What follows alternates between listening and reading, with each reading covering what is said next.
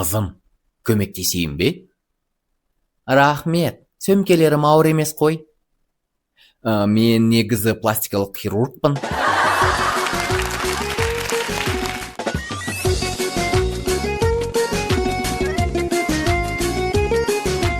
Егер жүректегі бар сырыңды ашып айта алатын адам жанында болмаса, мас болудың мәні жоқ.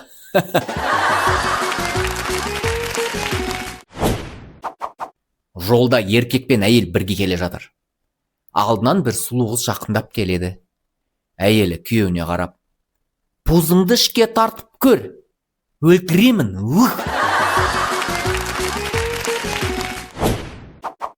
Әйелмен шахмат ойнау кезіндегі жағдай.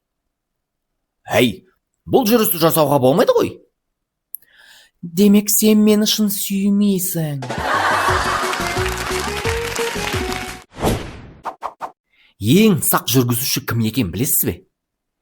Кеше 3-4 рюмка ішіп алып, бүгін рөлге отырар отырмас, ішкенім әлі шықпай қойған жоқ па екен деп ойлап тұрған адам.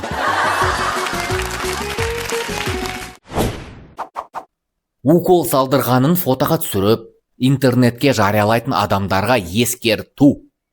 Ертең мен поликлиникаға барып клизма салдырамын. Бақыт деген қайын енең ауылда тұрып, мобильді телефоны жоқ, интернетті жоқ, жолға ақша таба алмайтын кезде.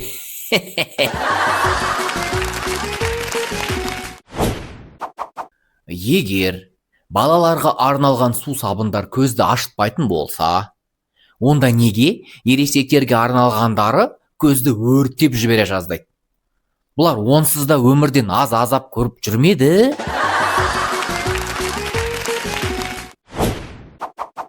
Әйел адамда бәрі әдемі болу керек. Жаны да, санасы да, және... Иә, сіздің ойыңыздағы да соның ішінде.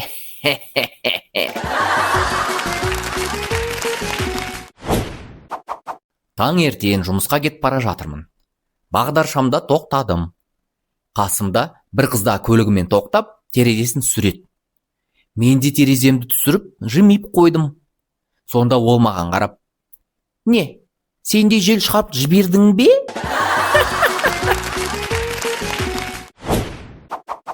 Бір күні барға бір уақытта қазақ, орыс, ұйғыр, сарығыз, қожанасыр, такси жүргізушісі, полиция қызметкері және студент кіріп келеді.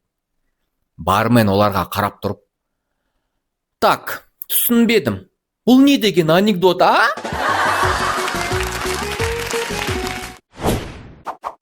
Екі сарығыз автобус аялдамасында тұр. "Сен қайсы автобусқа мінесің?" деп сұрайды бірі. "Мен 25-ті күтіп тұрмын", дейді екіншісі. "Қызық, мен де 25-ті күтіп тұрмын." Сол кезде аялдамаға 50-ші нөмірлі автобус келіп тоқтайды. "Қараш", дейді бір қуанып, "екеумізге бірге отыруға болады екен."